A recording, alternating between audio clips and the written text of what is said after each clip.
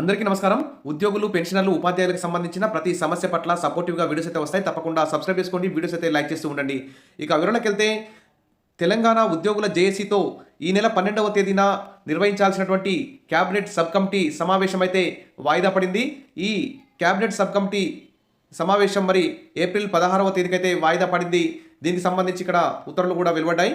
ఇక్కడ వివరణకైతే retirement benefits ఎప్పుడు అని, తర్వాత పెండింగ్ డిఏలు 5 డిఏలు అయితే పెండింగ్లో ఉన్నాయి. ఆ డిఏలు ఎప్పుడు విడుదల చేస్తారని, తర్వాత పిఆర్సీ గడువు కూడా దాటిపోయింది. మరి పిఆర్సీ కమిషన్ రిపోర్టు ఎప్పుడు తెప్పించుకుంటారు, పెండింగ్ బిల్స్ ఉన్నాయి, ఏరియర్స్ ఉన్నాయి, తర్వాత ఇతర ఈహెచ్ఎస్ స్కీమ్ కూడా సరిగా అమలు కావడం లేదు. ఈ విధంగా అనేక పెండింగ్ సమస్యలను పరిష్కరించండి అని చెప్పేసి ఉద్యోగులైతే చాలా ఆగ్రహంతో అయితే ఉన్నారు.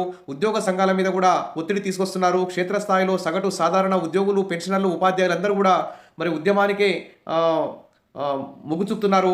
ఇక బట్టితో ఉద్యోగ జేఏసీ నేతలు కూడా ఇటీవల భేటీ అయ్యారు. ఉద్యోగుల సమస్యలను డిప్యూటీ సీఎం దృష్టికి కూడా తీసుకెళ్లారు. డిప్యూటీ సీఎం గారు ఖచ్చితంగా మరి దాదాపు 57 సమస్యలను లిఖితపూర్వకంగా కూడా వివరించారు. ఆ సమస్యలన్నిటి పట్ల సానుకూలంగా డిప్యూటీ సీఎం గారు అయితే స్పందించారు. కానీ మరి పెండింగ్ డిఏల వల్ల, పిఆర్సీ రిపోర్టు ఆలస్యం, తదితర పెండింగ్ బిల్స్ వల్ల అయితే ఉద్యోగులు అయితే అసహనం అయితే నెలకొన్నది.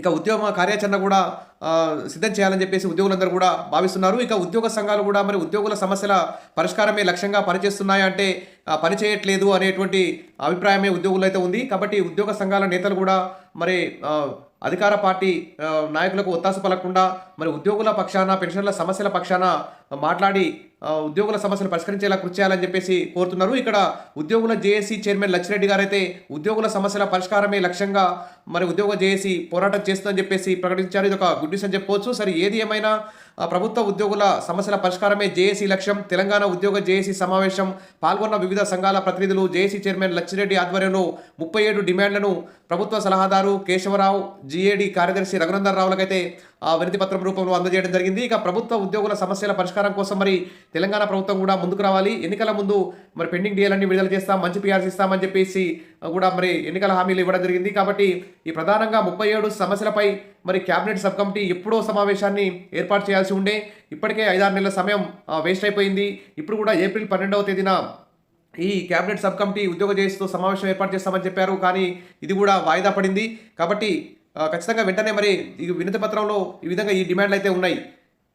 ఇక్కడ కనిపిస్తున్న డిమాండ్లు చూస్తే కార్పొరేట్ ఆసుపత్రుల్లో నగదు రహిత చికిత్స, మెడికల్ రియంబర్స్మెంట్ బిల్లులపై సీలింగ్ పెంపు, ఉద్యోగులకు కార్పొరేట్ ఆసుపత్రుల్లో చికిత్స ధరల ప్రకారం చికిత్స అందించడం, ఈకుబేర్ బిల్లుల క్లియరెన్స్, సాధారణ బదిలీలు ప్రతి సంవత్సరం ఏప్రిల్ మేలో చేపట్టాలి, 317 సమస్య పరిష్కారం, తర్వాత హెచ్ఆర్ఏ పాలసీని అమలు చేయాలి, అవుట్సోర్సింగ్ ఉద్యోగుల క్రమబద్ధీకరణ, తర్వాత అవుట్సోర్సింగ్ ఉద్యోగులకు ఉద్యోగ భద్రత, హెల్త్ కార్డుల జారీ, గ్రామ పరిపాలనాధికారి రెవెన్యూ శాఖలో తిరిగి ఆప్షన్లు ఇవ్వాలి. ఈ విధంగా అనేక సమస్యలు ఉన్నాయి. అర్హత ప్రకారం 61 మంది, తర్వాత బకాయిలతో పాటు 1/1/2025 నాటికి పెండింగ్లో ఉన్న డిఏలు విడుదల చేయాలి, వేతన సవరణ సంఘం నివేదికను ఖరారు చేయాలి, పెండింగ్లో ఉన్న రాష్ట్ర ప్రభుత్వ ఉద్యోగుల, ఉపాధ్యాయుల పెన్షన్లందరికీ 51% ఫిట్మెంట్తో పిఆర్సీ అమలు చేయాలి, తర్వాత గృహ నిర్మాణ అడ్వాన్స్, ఫెస్టివల్ అడ్వాన్స్ రుణాలు కూడా పెంచాలి, రిటైర్మెంట్ ఉద్యోగులకు రిటైర్మెంట్ రోజునే పెన్షనరీ ప్రయోజనాలు అందించాలి, తర్వాత 300 రోజుల ఈఎల్ సీలింగ్ పరిమితిని 345 రోజులకు పెంచాలి, గ్రాట్యుటీ మొత్తాన్ని 20 లక్షల కంటే ఎక్కువ పెంచాలి, తర్వాత కాంట్రిబ్యూటరీ పెన్షన్ స్కీమ్ని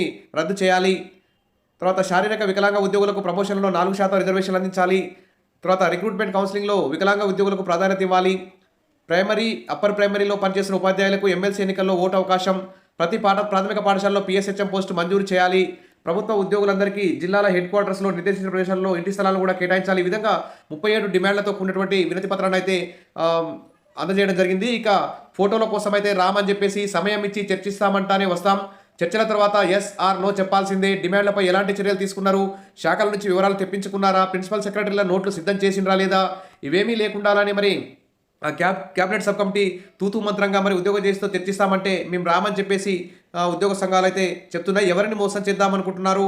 డిప్యూటీ సీఎం పేషీలోని ఉన్నతాధికారితో ఉద్యోగ సంఘాల జేఏసీ నేత అయితే వ్యాఖ్యలు చేసినట్టు తెలుస్తుంది. ఇక ఉద్యోగ జేఏసీతో ఈ 12న జరగాల్సిన చర్చలు మాత్రం ఏప్రిల్ 16వ తేదీకి వాయిదా పడ్డాయి. సరే, ఆ రోజైనా మరి ఉద్యోగులకు సంబంధించి ఎన్ని నిధులు అవసరమవుతాయి, ఏ ఏ అంశాలు పరిష్కారం దిశగా చర్యలు తీసుకుందాం, మరి డిఏలు ఎన్ని డిఏలు ఇవ్వాలి, పిఆర్సీ ఎప్పుడు ఇవ్వాలి, ఎంత శాతం ఇవ్వాలి అనే అంశాల మీద మరి క్యాబినెట్ సబ్ కమిటీ ఈ 16వ తేదీకి ముందే కూలంకషంగా చర్చ జరిపి మరి ఉద్యోగ సంఘాలతో సమగ్రమైనటువంటి డిస్కషన్ చేసి ఒక మంచి ఫలితాన్ని, సానుకూలమైన ఫలితాన్ని ఇస్తాయని చెప్పేసి కోరుకుందాం. ఇక ఉద్యోగుల పెండింగ్ బిల్లులు చెల్లించాలంటూ డిప్యూటీ సీఎంకు ఎమ్మెల్సీ శ్రీపాల్ రెడ్డి కూడా వినతి పత్రం అయితే అందజేశారు. ఈ విధంగా వివిధ సంఘాలు, వివిధ నాయకులందరూ కూడా మరి ప్రభుత్వం మీద అయితే చాలా ఆగ్రహంతో ఉన్నారు. క్షేత్రస్థాయిలో ఉద్యోగులు కూడా మరి పెండింగ్లో ఉన్న బకాయిలను ప్రతి నెల వరుస క్రమంలో చెల్లిస్తామని హామీ ఇచ్చారని, కానీ ఇంతవరకు మరి బిల్లు అయితే రావట్లేదు. మరి బిల్లులను రెగ్యులర్గా చెల్లించాలని అందరూ కూడా ప్రభుత్వాలు అయితే డిమాండ్ చేస్తున్నారు. సరే, ఏది ఏమైనా పెండింగ్లో ఉన్న 5 డిఏలను వెంటనే విడుదల చేయాలి. తర్వాత ఈ 37 సమస్యలను వెంటనే పరిష్కారం చేయాలి. పీఆర్సీ రిపోర్ట్ వెంటనే తీర్పించుకొని 51% ఫిట్మెంట్తో పీఆర్సీని కూడా అమలు చేయాల్సిన అవసరం ఉంది. కాబట్టి మరి ఉద్యోగులైతే ఉద్యమ కార్యాచరణకు సిద్ధమవుతున్నారు.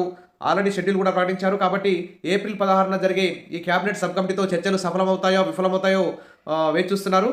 ఒకవేళ సఫలం కాకుంటే మాత్రం ఉద్యోగులు తీవ్ర స్థాయిలో పోరాటానికి సిద్ధమయ్యే అవకాశం ఉన్నట్లు సమాచారం అయితే వస్తుంది. సరే, ఏదేమైనా మరి క్యాబినెట్ సబ్ కమిటీ కనీసం ఏప్రిల్ 16వ తేదీనైనా మరి సమగ్రంగా అన్ని ఆర్థికేతర అంశాలని పరిశీలించి సానుకూల నిర్ణయం ప్రకటిస్తారని చెప్పి ఉద్యోగులందరూ కూడా ఎదురు చూస్తున్నారు. Wish all the best. మరిన్ని అప్డేట్స్ కోసం మన ఛానల్ని ఫాలో అవుతుండండి. వీడియోస్ అయితే లైక్ చేసి ఉండండి. Thank you.